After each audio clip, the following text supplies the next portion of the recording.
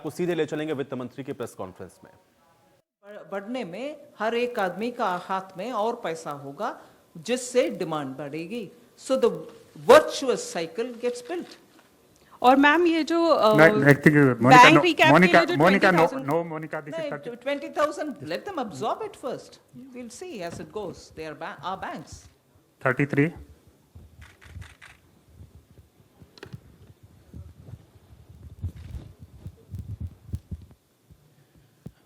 मैं शैलेश यादव हूँ A9 news agency से।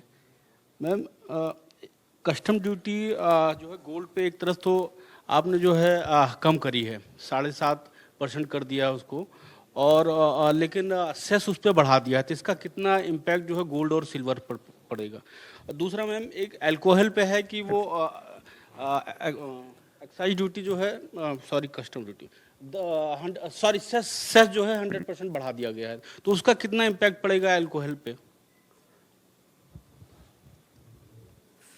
फर्स्ट ऑफ ऑल, मैंने जैसे शुरुआत में कही, कस्टम ड्यूटी का रिडक्शन करने के बाद सेस को उसके ऊपर लगाने में पूरे कस्टम ड्यूटी के गिरावट जो हुआ वो भरपाई करने के लिए सेस नहीं किया, उसको कम किया, मगर सेस जो ऐड किया वो कम ही स्तर पर ऐड किया है, जिससे एंड कंज्यूमर के ऊपर ज्यादा और एडिशनल बोझ ना पड़े। Meaning, we reduced the customs duty and we levied a disproportionate amount of cess. So it was not the exact amount of reduction of customs duty that we levied in the form of a cess. So if, for example, 10% was brought down of customs, we have only added 5 to 6% of cess. So Baki, if anything, has reduced the price to the end consumer, or else in some cases it retained the price. किसी का price उसके कारण ज्यादा नहीं हुई।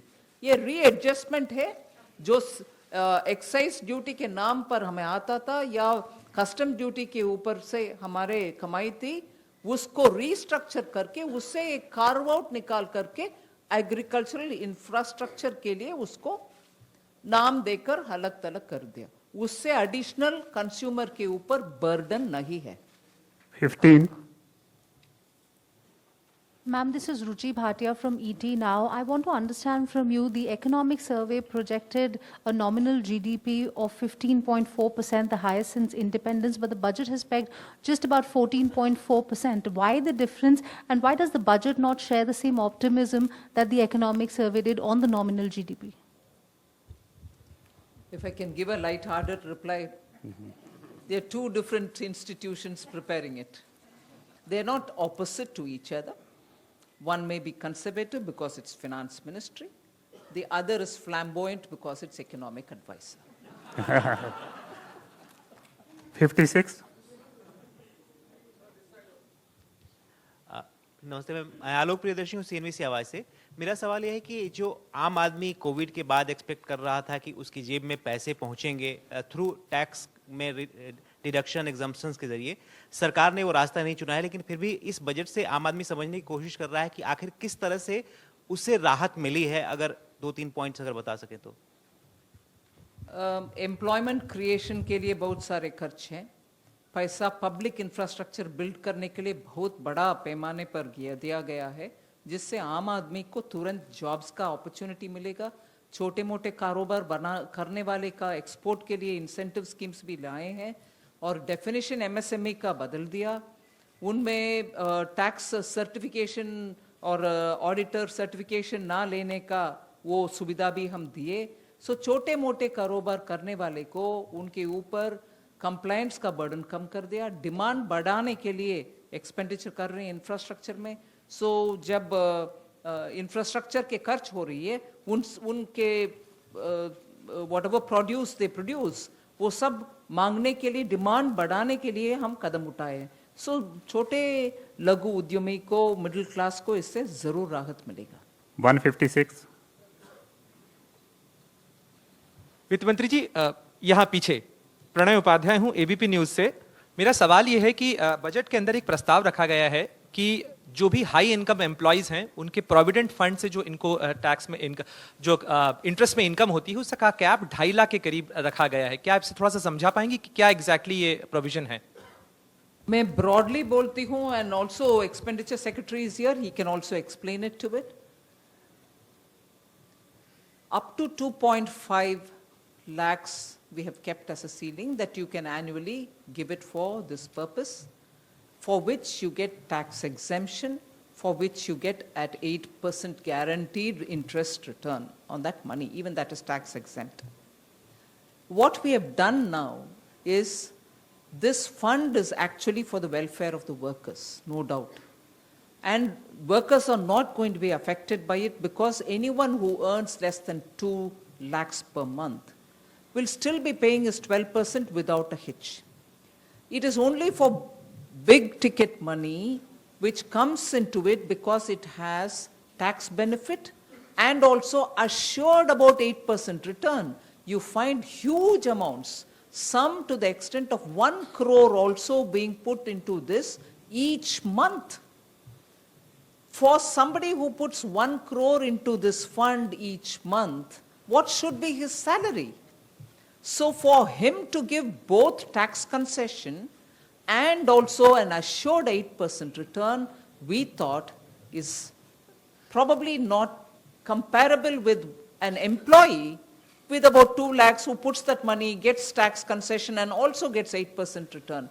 That person who will still be allowed to put money, but of course with a ceiling of 2.5 lakhs, will get for that amount tax concession and for that amount 8% interest. So we are not reducing any worker's right, but at the same time getting tax exemption and also getting 8% rate of interest for somebody who puts 1 crore per month into the account, we thought maybe is not right, and therefore we have put that ceiling. 1 minute. Somnathan, would you want to explain something more to it? No, I'll just add two statistics. The number of people who actually contribute more than the sum that we have indicated is less than 1% of the total number of contributors in the EPFO. So the people it affects is actually those who are not workers by any stretch of imagination but are using the EPFO, which they were entitled to do, but they are a very, very small fraction of the total number of contributors. 264. Ma'am, this side. This is Abhishek from Republic TV. Ma'am, you made a very interesting mention of a portal for gig economy. I think this is the first time this was found mentioned. Like, what kind of social security measures are we expecting for gig economy, contractual workers, laborers? Because post-COVID, I think the numbers must have swelled.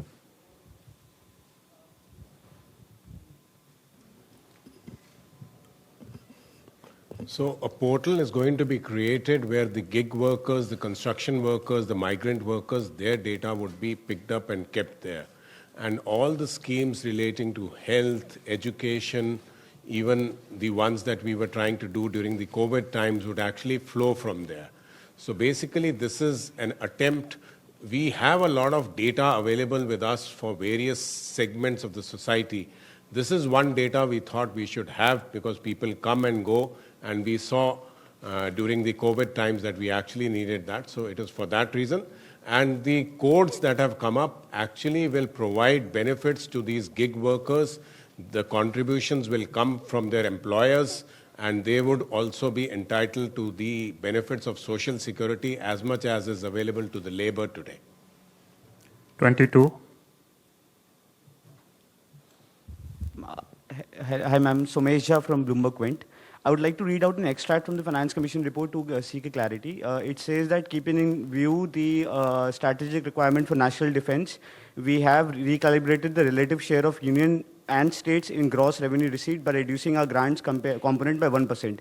So does it mean that the devolution to states is actually 41% and not 42%? And second, you've said that in the Finance Commission, you have accepted the glide path in terms of fiscal deficit. They have said that the fiscal deficit target they have recommended to be at 4% for FY26, and I think we have targeted it at 4.5%. So, Please brief. So it's different from the one which is. Have Somanathan answer some of the questions as much as DEA, but then the coming down to 41% has nothing to do with defense. It came down to 41% even last time when J&K was formed and when a state became a union territory, the funding of that state or that union territory will be with the center and not with the state itself, which is a union territory now. So the 42 was brought down to 41. And to that extent, because it was recognized as a union territory, the center has been given the responsibility to fund it. So 41 has nothing to do with defense funding.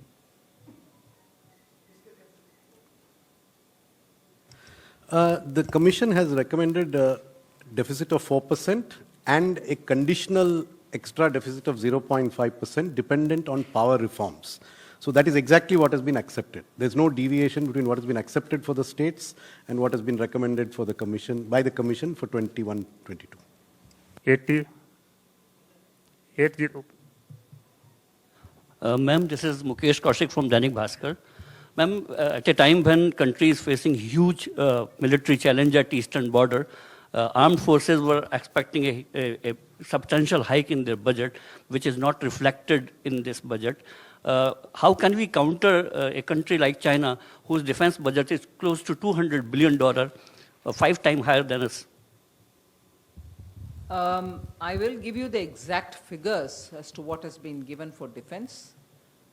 Defense expenditure, in the sense, in the last 3 years, has been accommodated. A lot of powers have been delegated to the vice chiefs, who can take instant call on revenue, and some capital expenditure accounts were also, the power were also given to them to expend as is required by the situation. So for defense, we have not really undermined any of that. And one other thing was accepting in principle the suggestion that non-lapsable fund should be provided for defense, which was one of the recommendations given by the Finance Commission. In principle, we've accepted that, but what formulation that will take will be different. That is something which the ministries will have to work out as and when they will want to work out. But specifics, Tarun, would you want to give? And Somnathan wants to. So, I would point your attention to the fact that defense consists of 3 components. There is a revenue component, which is predominantly salaries, fuel, etc. Then there is a pension component, and then there is a capital component.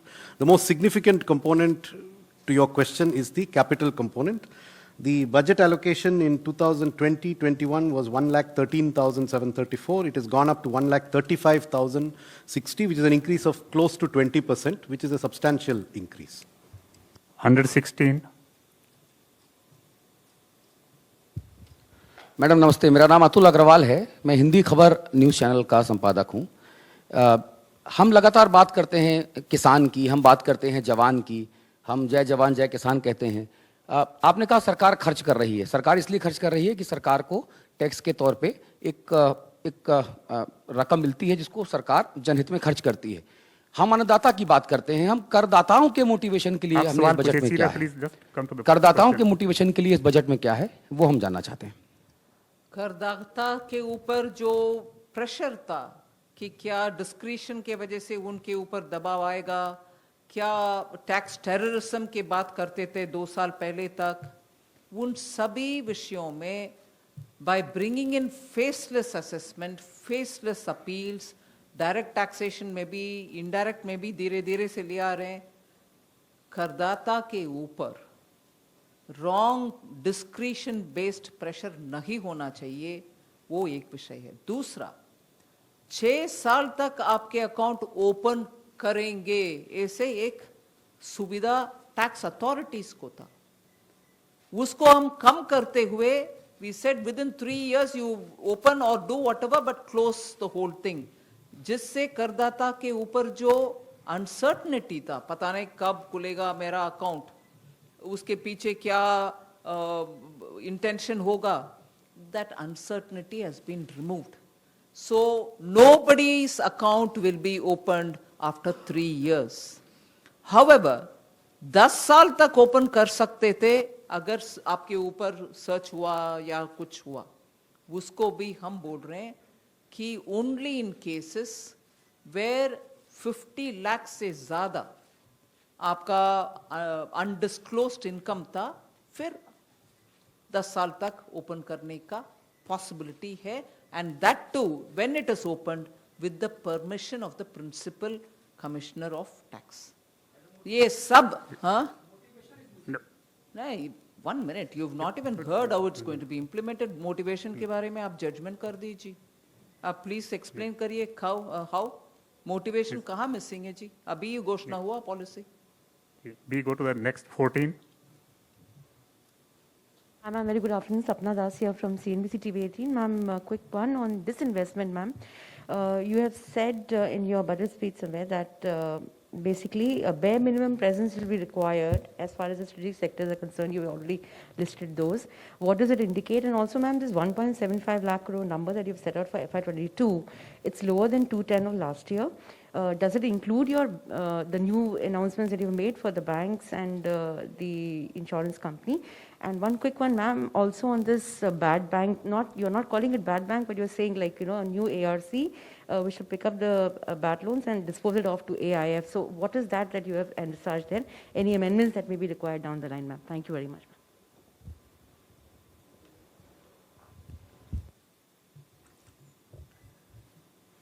Actually, the policy has been announced that there will be 4 sectors, broad sectors, and there will be a bare minimum presence of these sectors, and there is a mechanism which has been created through an alternate mechanism where Niti Aayog will put up, and then bare minimum will be, find out. That's the question number 1. The other one was the target. I think 1,75,000 is an achievable target. The pipeline has been created, and that pipeline will keep on being created. And a new policy will also create new pipeline, and that will carry on because this program, which is there for 3 to 4 years of this, there are several companies which will actually be disinvested, and it will be a rolling program.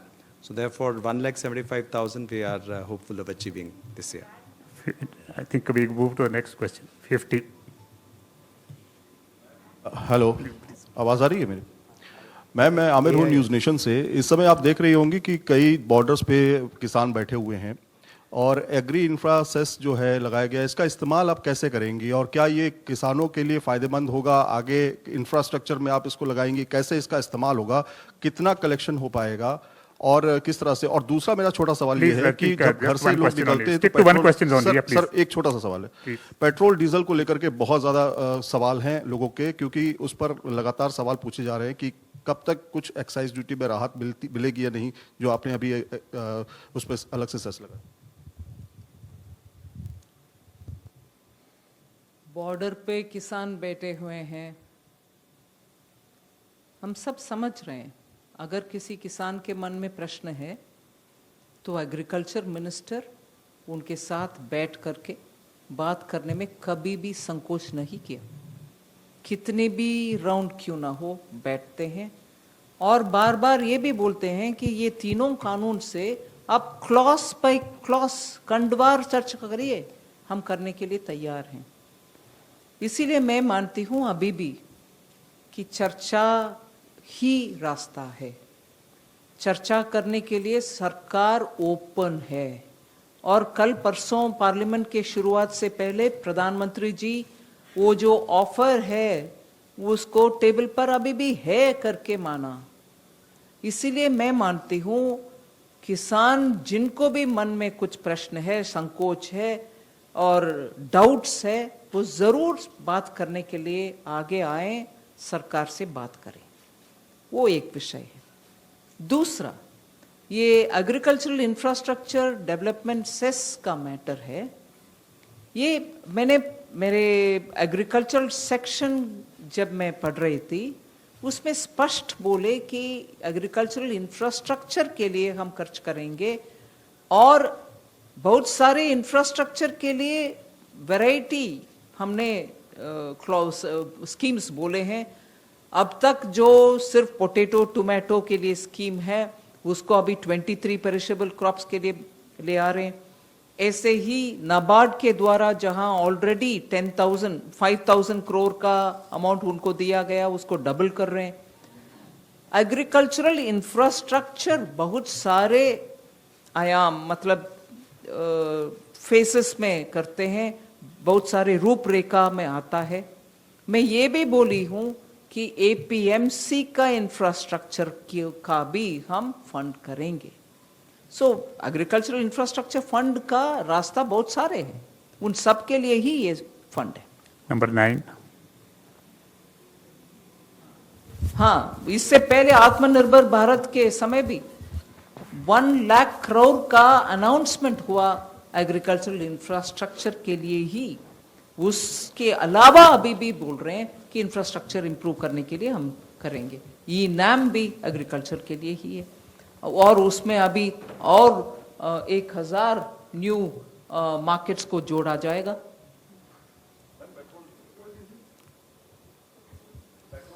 Petrol diesel is now it's already open to the market, और oil marketing companies उसमें उनके अपने स्तर पर निर्णय करते हैं। Under recovery होता है तो उनको वो भरपाई करते हैं। उसमें सरकार की रोल, पर्टिकुलरली केंद्र सरकार की रोल मैं ये बोलना चाहती हूं, क्योंकि हमारा पेट्रोल एक्साइज के ऊपर जो हम अमाउंट हम लेते हैं वो फिक्स्ड अमाउंट है, वैल्यू बेस्ड नहीं, एड वैलोरम नहीं है। हर एक रुपया के लिए इतना आना है बस।